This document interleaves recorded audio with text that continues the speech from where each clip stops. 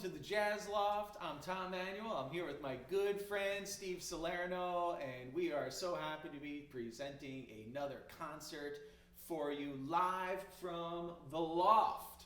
So sit down, get yourself a cocktail, get all comfy and cozy, go get changed, get dressed up if you want, or whatever you want, feel comfortable. But we've got a little tune for you to kick things off that's hot off the presses this afternoon. It's a little blues that Steve and I are calling the Yeti Blues. The Yeti Blues. All right, man, let's hit it, huh? All right. And 1, 2, 1, 2, ah.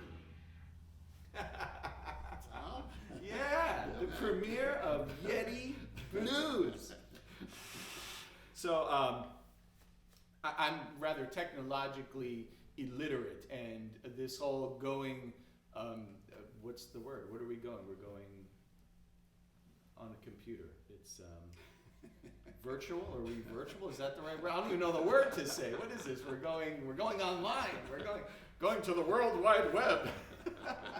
But Steve had texted me and asked if he wanted me to bring a slew of all this equipment for this recording, of which I knew hardly what anything was, and one of them was his Yeti Blue. So that's why this is the Yeti Blues. And the Yeti, for those of you that are like me or over the age of 95, a Yeti Blue is a microphone that can be used really well. And Steve gives us a full endorsement, right? Yeah, it works pretty well. So the Yeti Blue now has a theme song. We should write the company. Maybe they would send us a free mic if we give them the tune, put on their website, you know? Anyhow, we have a beautiful song for you now that was recorded by the Nat King Cole Trio. This was from a 1957 album that Nat did called After Midnight, and he recorded this on the Capitol record label, and it's a beautiful tune with music by a man by the name of Leonard Hambro, and the lyrics, which are rather exquisite as well, were by a woman by the name of Roberta Sue Heller, and the tune is called The Lonely One.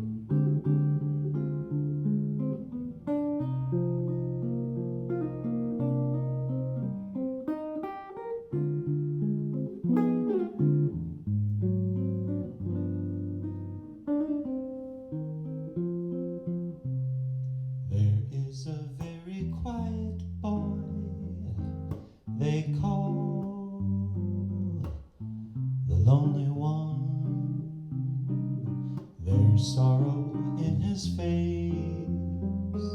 and sadness in his his eyes. And if you look into the heart within the lonely one, you'll find it's been deceived by broken vows and lies. Is it good to have pride with a longing to hide all your heartaches and fears? Is it wise to be cold and to struggle to hold back the tears? If you could only see the boy they call the lonely one, you'd know that since you're gone, the lonely one is me.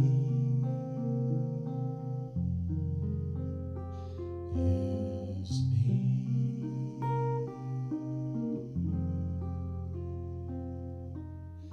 Is me.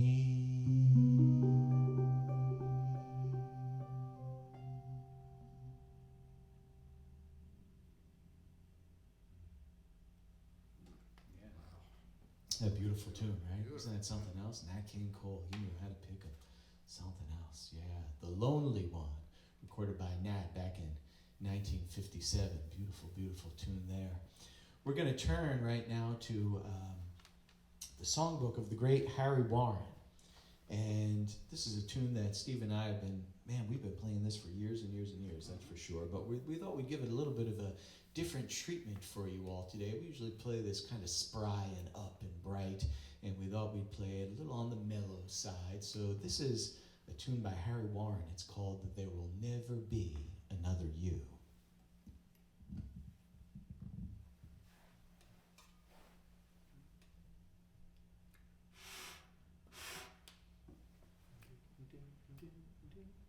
How about that? Want to do a little intro?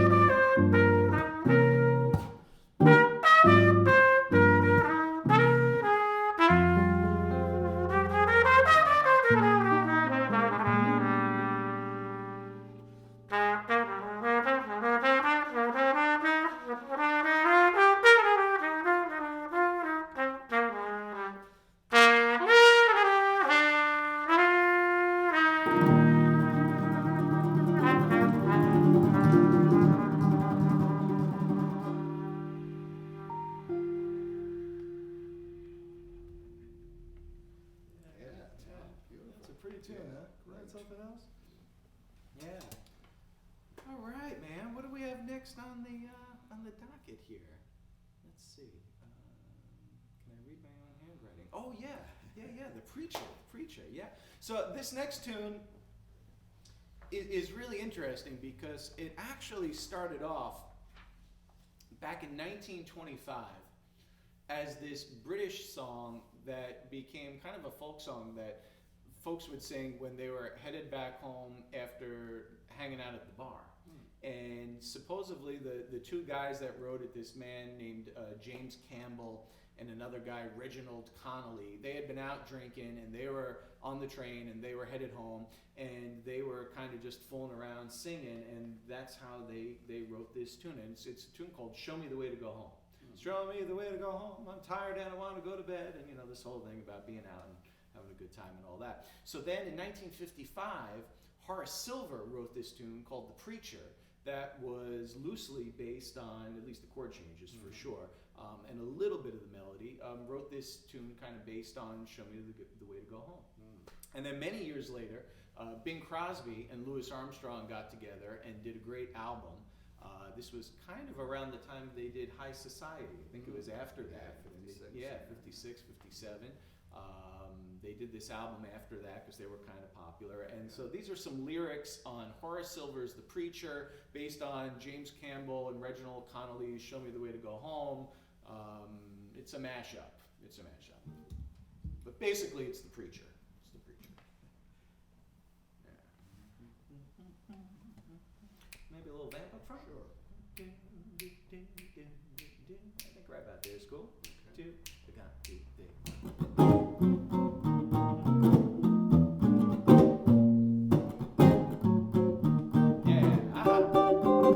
They used to call him the preacher.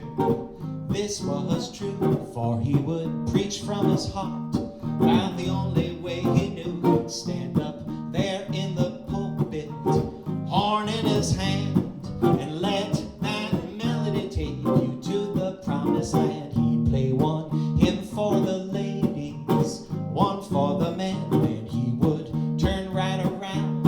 Man, he'd play them both again, and they all got to singing, clapping their hands. He had the swingest congregation in the land. Yeah, I think it's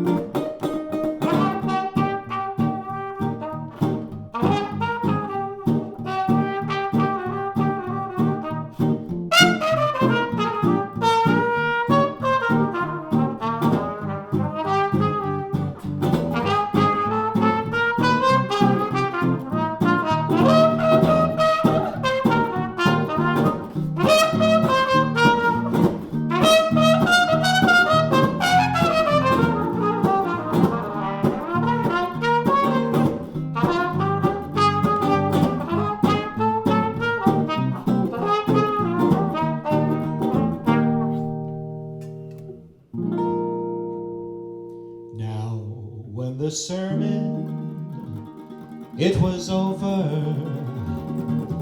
he'd leave the town and travel on to the next man to lay that gospel down. So bow your heads as we join in one mighty chord to say a prayer for the preacher, come to his reward. They used to call him the preacher. This was true, for he would preach from his heart. About the only way he knew he'd stand up there in the pulpit, horn in his hand, and let that melody take you to the promised land. Man, and let that melody take you to the promised land. And let that melody take you to the promised land.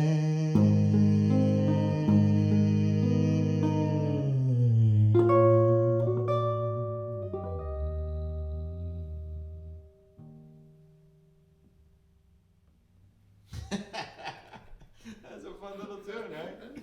Oh man, you gotta hear Louie and Bing do that. I mean, it's just so much fun. It's so cool. Yeah, you gotta check that out.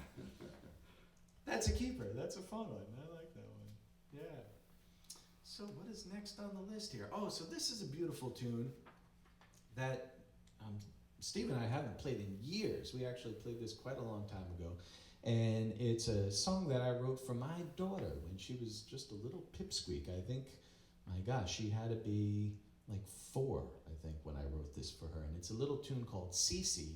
And her name is Sydney. And her brother Grant, who's younger, couldn't quite say Sydney. So he was always calling her Cece, Cece, Cece when he was even smaller, like, 2-3 years old.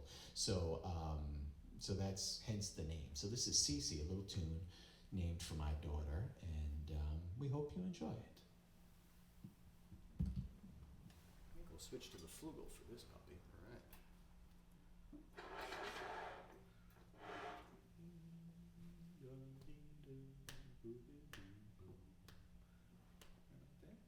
A little something up front.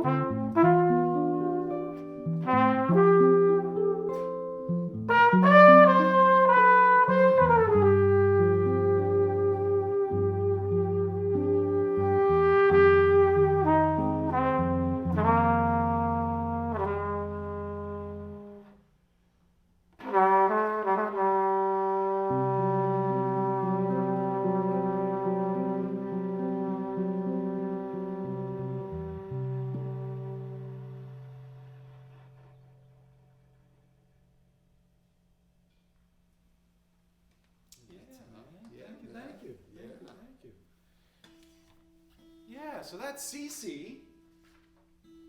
Nice little tune that I wrote for my daughter many years back. When was that, Tom? That was, I believe you said 2014. Yeah, I think that's when I first got it. Right, so that's, man, flew by. I feel like that was yesterday. Oh, I feel like that was yesterday. So Steve and I, we've been kind of doing this quarantine thing and just kind of trying to hang in there and do the best we can, right, Steve? You're trying. We're trying. This is our second concert that we've done. If you missed the first one, it is posted on our Jazz Loft YouTube channel, so you could find the first concert there. But this is the second installment, and hopefully if we could find other germophobic friends that have been uber quarantined like us, maybe we could expand the band, you know? I feel like we're on a desert island and there's we're the only two people to play with it. We need to repopulate the jazz community, you know? So we're going to do a tune. I'm going to fool around with the tune a little bit. Man, I'm a huge fan of Bobby Darin, but probably the most my most favorite Bobby Darin material is the Bobby Darin material at the very end, where he was getting kind of folksy and bluesy and gospel-esque, and he took this tune that is 118 years old, this old standard called Bill Bailey, Won't You Come Home, Bill Bailey. And man, he just did a little funky little groove on it, and Steve and I are going to try and see if we could get in that a little bit and have a little fun and pay a little tribute to the great singer Bobby Darin. You know, Sinatra was asked once, which actually was a great question. Think about it. If you were interviewing Frank Sinatra, all the questions you could ask, and someone had the guts to ask him, besides you, they were smart enough to preface it, who's the greatest entertainer alive? And without flinching, he said Bobby Darin, and it was very heartfelt. He went into this whole thing about talking about Bobby and his talent and his characteristics and how he connects with an audience. And he had actually said that on several occasions. He really thought Bobby was he was the man. Wow. You know? Big compliment. That's a huge compliment. Huge compliment, right? So this is Bobby Darin's little take on Won't You Come Home, Bill Bailey.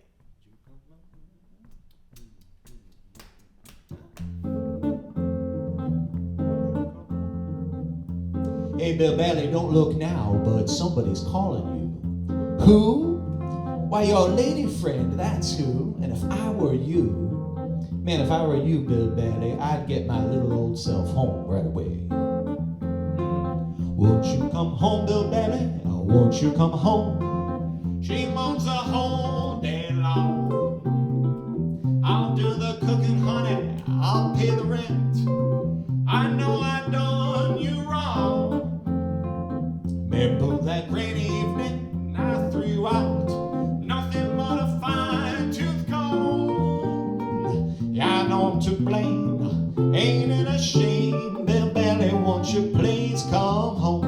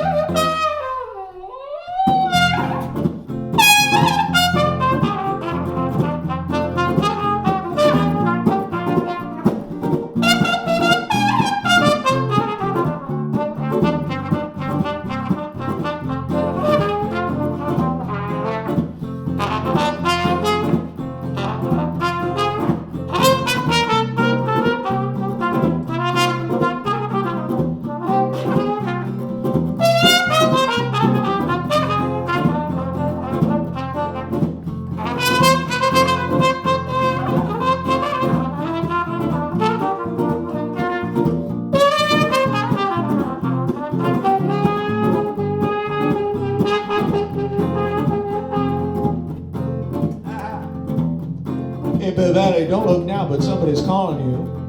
Who? Man, it's your other lady friend.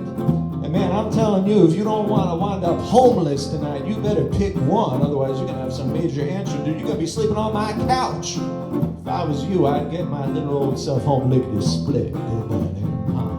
Won't you come home, Bill Daddy? Won't you come home? She moans the whole day long. I'll do the cooking, honey. I'll pay the rent.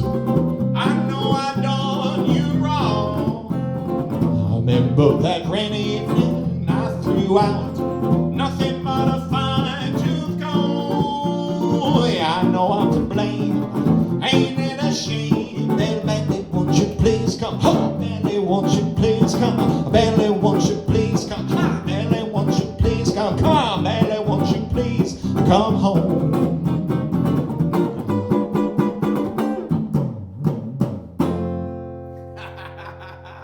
Steve Salerno on the guitar, everybody. Yes, yes, indeed.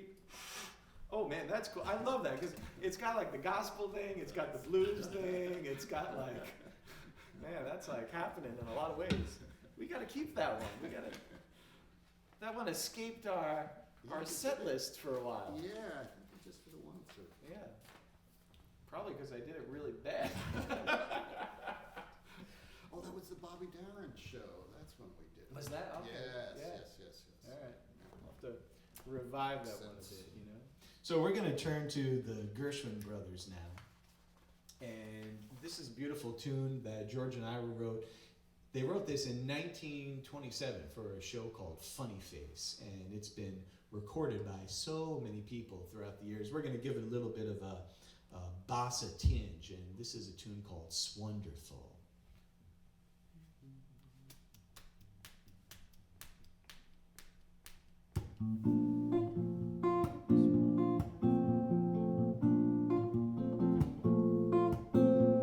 It's wonderful, it's marvelous that you should care for me.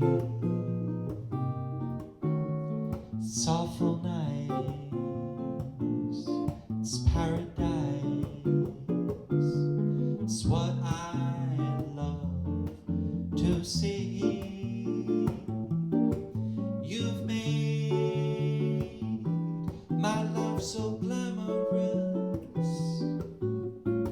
You can't blame me for feeling amorous. Oh, it's wonderful, it's marvelous that you should care for me. Say it's wonderful, it's marvelous that you should care for me. Say now it's awfully nice talking about paradise. It's what I love to see. My dear, it's four-leaf clover time. From now on my heart, it's working overtime. Oh, it's wonderful, it's marvelous that you should care for me.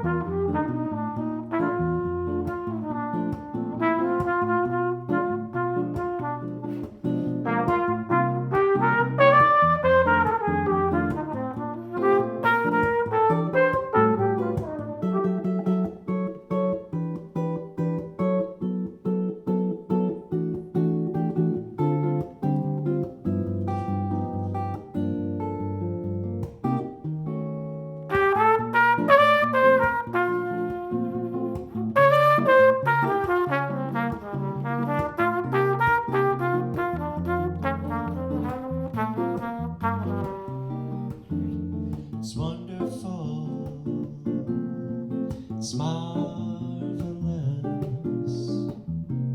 that you should care for me. Say now it's awfully nice. It's feeling like paradise. It's what I love to see. You've made my life so glamorous. You can't blame me for feeling amorous. Oh, it's wonderful. It's marvelous that you should care for, that you should care for, that you should care for me. Care for me, that you should care for me. It's wonderful.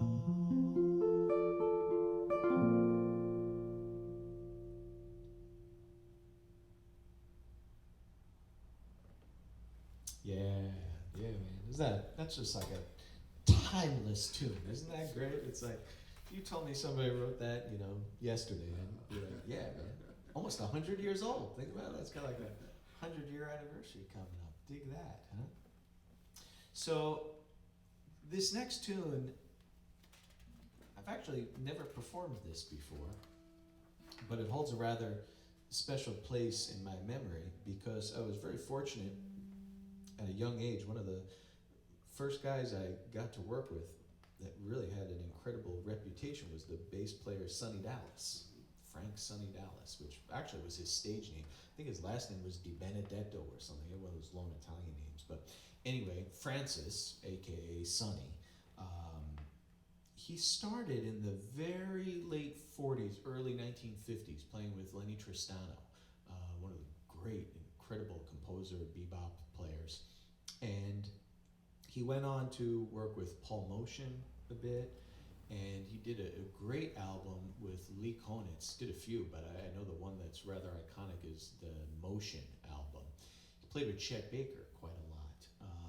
And Anita O'Day, he toured with Anita quite a lot, I think in like the late 60s. But Sonny was a great player, and by the time I met him, he wasn't playing much bass anymore. I was in a big band that he was actually directing. And I'll never forget, we did a concert, and just with the rhythm section, he sang this tune. And it blew me away. It really did. It was just 150% all heart. I mean, it was just stunning. So whenever I hear this tune, of all the people I could think of, like Chet Baker and others, I see Sonny, and he had this leather cap he always wore, and there he was, and all kind of hunched over singing this tune. But it's a beautiful song that Rodgers and Hart wrote, and it's called It Never Entered My Mind.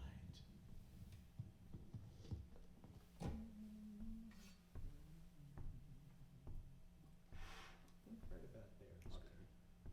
We'll do our little intro. Sure.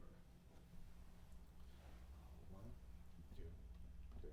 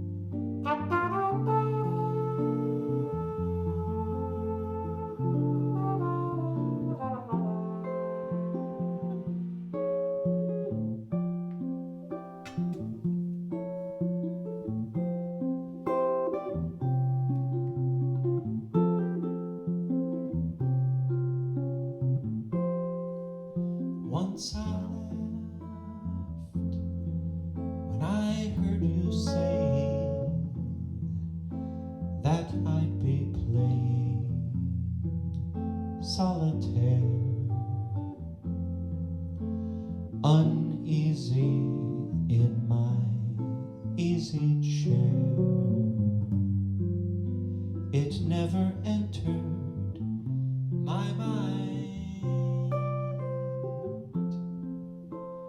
And once you told me I was mistaken, that I'd awaken with the sun and order orange juice for one. It never entered my mind. You had what I lack myself, and now I even have to scratch my back myself.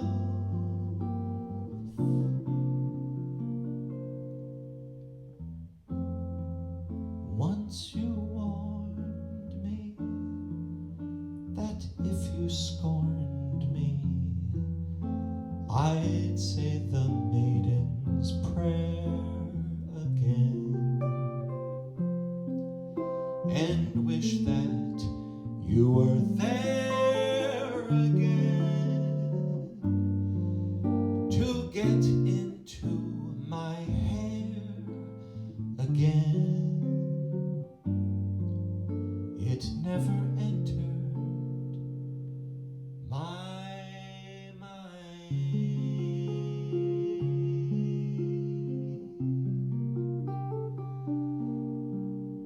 It never entered my mind.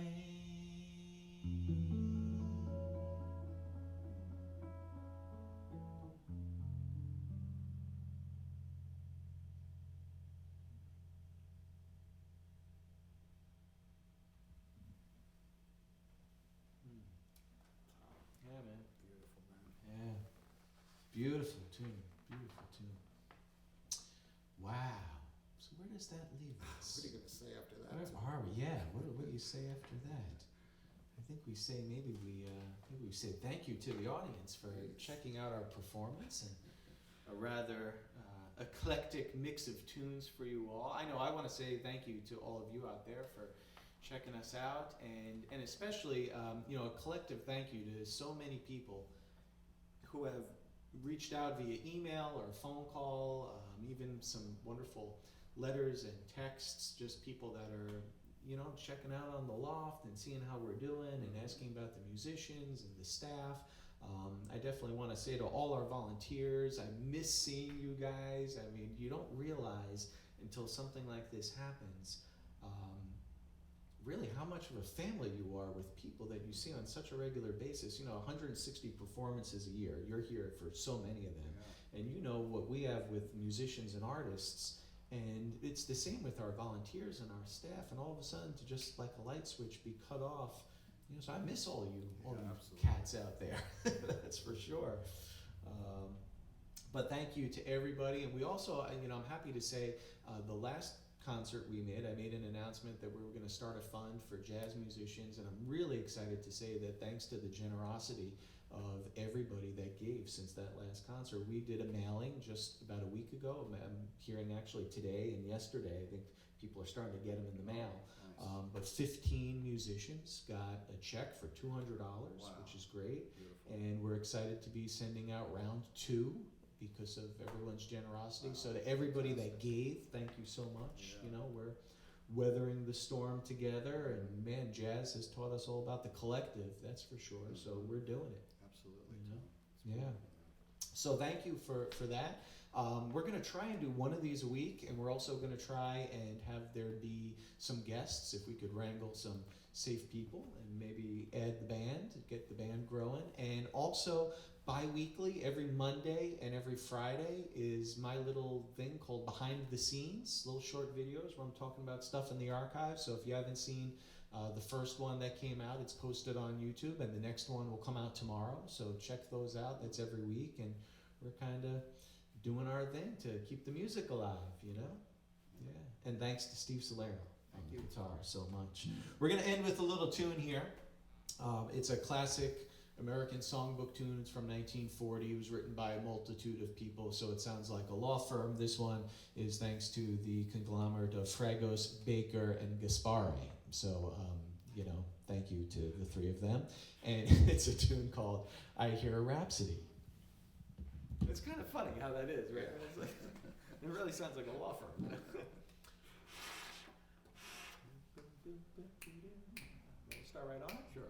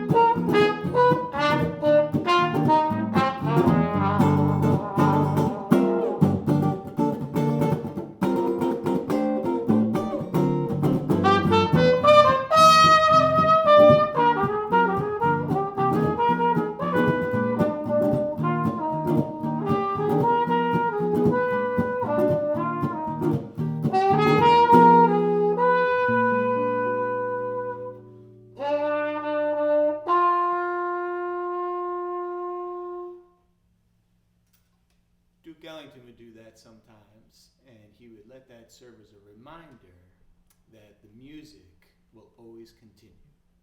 And we're in some tough times right now, but I'm going to copy the Duke and say that the music will indeed continue. So thank you for being with us today. Take care, and God bless. Bye-bye. Yeah, man. Yeah, Tom. Woo! Did we get any of that?